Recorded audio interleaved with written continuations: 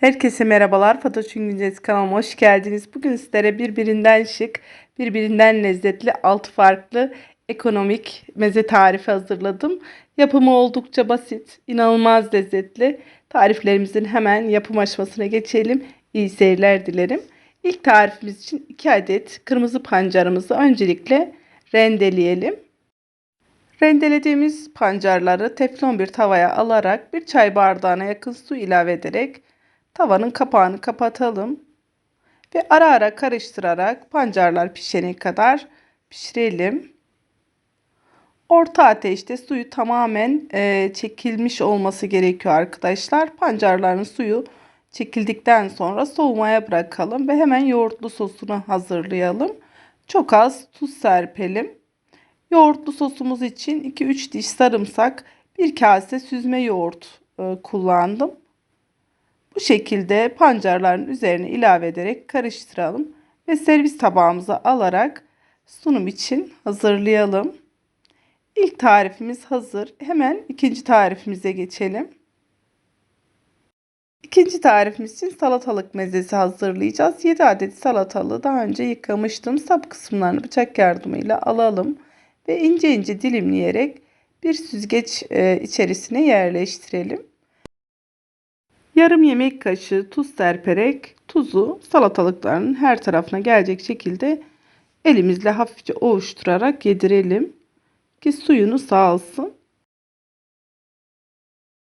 Salatalıklar 2 saat boyunca süzgeçte suyunu saldıktan sonra suyunu dökelim ve salatalıkları derince bir kaseye alalım. Sosu için 3 diş sarımsak rendeleyelim.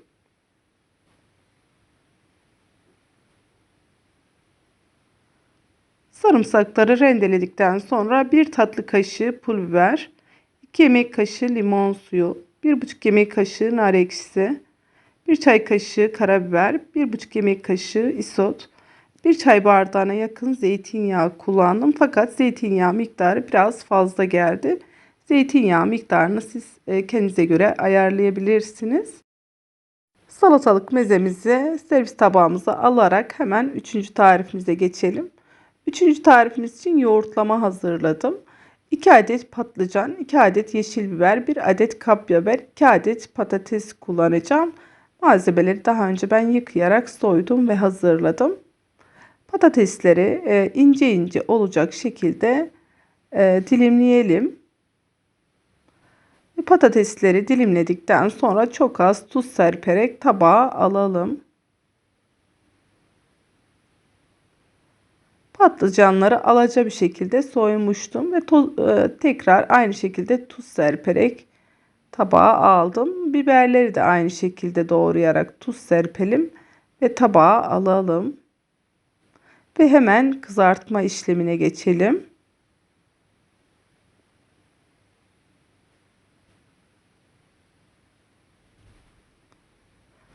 Tavamıza bolca yağ aldıktan sonra ilk etapta patatesleri kızartalım.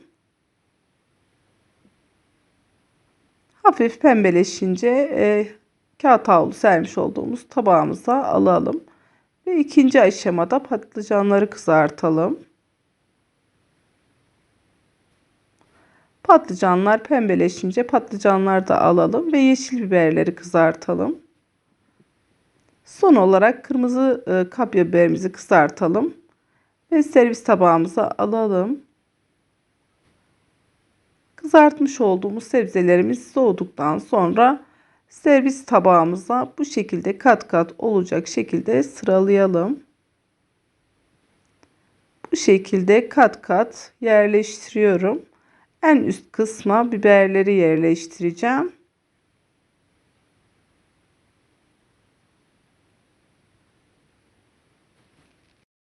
Sebzeleri tabağa yerleştirdikten sonra hemen sosunu hazırlayalım. Yoğurtlu sosu için 1 kase süzme yoğurt, 2 diş sarımsak, 1 çay kaşığı tuz ilave ederek karıştıralım.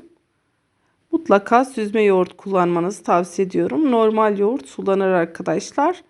Ve hemen biberli sosumuz için tavaya çok az zeytinyağı alalım. Yarım çay kaşığı toz biber ilave edelim. 5-6 adet kurutulmuş atom biberi yıkadıktan sonra bu şekilde yağın içerisine atalım. Ve hafif pembeleşince yoğurtlamanın üzerine gezdirelim. Ege bölgesinin meşhur yoğurtlama tarifi, mutlaka bu tarifte denemenizi tavsiye ediyorum ve hemen dördüncü tarifimize geçelim. Dördüncü tarifimiz iceberg salatası olacak. Çeyrek iceberg lahanasını bu şekilde yıkadım ve ince ince doğrayarak hazırladım. Üzerine yarım demet ince ince kıyılmış dereotu, 5-6 adet kornişon salatalığı küçük küçük doğrayalım. Yarım paket konserve mısır, 2 diş sarımsak, 2 yemek kaşığı mayonez, 1 kase süzme yoğurt, 2 yemek kaşığı normal yoğurt ve 1 çay kaşığı tuz ilave ederek karıştıralım. Çok basit ve inanılmaz derecede lezzetli bir tarif. Bu tarifte eminim sizler çok beğeneceksiniz. Mezemizi tabağımıza alalım. Üzerine konserve mısırla süsleyerek sunum için hazırlayalım. Ve diğer taraftan 5. tarifimize geçelim. 5. tarifimiz kereviz salatası olacak. Bir büyük boy yeşil elmanın yarısını soyarak bu şekilde rendeleyelim. Bir adet küçük boy kerevizin kabuğunu daha önce ben soymuştum. Kereviz çabuk karardığı için çok hızlı davranmanız gerekiyor arkadaşlar. Kereviz de aynı şekilde rendeleyelim.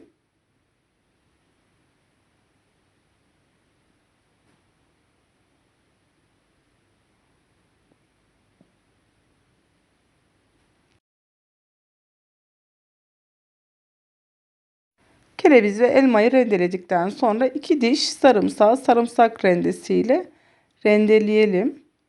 1 çay bardağına yakın ince ince kıyılmış ceviz içini ilave edelim.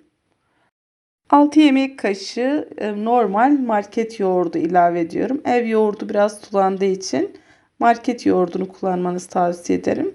1 çay kaşığı kadar tuz ilave ettikten sonra mezemizi karıştıralım. Bu mezemizin sunumunu portakal dilimleriyle hazırlayacağım. Portakalları halka halka olacak şekilde yarım santim enlilikte dilimledim ve üzerine yemek kaşığıyla bu şekilde mezemizi yerleştiriyorum. Sunumu çok şık, lezzeti muhteşem bir meze tarifi. Üzerini dereotuyla süsleyerek sunum için 5. tarifimizde hazırlamış oldum. Kereviz salatamız da hazır arkadaşlar. Hemen 6. tarifimiz için 5 adet havucu daha önce ben yıkayarak soymuştum. 5 adet havucu rendeleyerek hazırlayalım. Ve yanmaz yapışmaz bir tavanın içerisine rendelemiş olduğumuz havuçları alalım. Havuçları aldıktan sonra 1 tatlı kaşığı şeker ilave ediyorum. 2 yemek kaşığı su ilave ettikten sonra orta ateşte havuçlar pişene kadar bu şekilde ara ara karıştırarak pişirelim.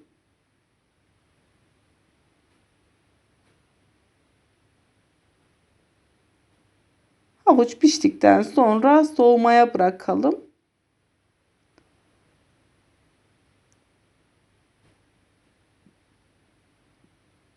Mutlaka soğumasını bekleyelim arkadaşlar. Aksi takdirde yoğurt sulanır.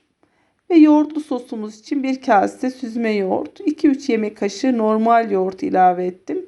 2 diş sarımsak, 1 çay kaşığı tuz ilave ederek havuç tarator mezemizi karıştıralım.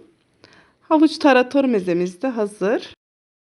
Son tarifimizi de hazırladıktan sonra sunum için geçeceğiz. Birbirinden şık ve birbirinden lezzetli, çok pratik, çok lezzetli 6 farklı salata tarifi yani meze tarifi hazırladım. Umarım sizler için de fikir olmuştur. Sıkılmadan keyifle izlemişsinizdir.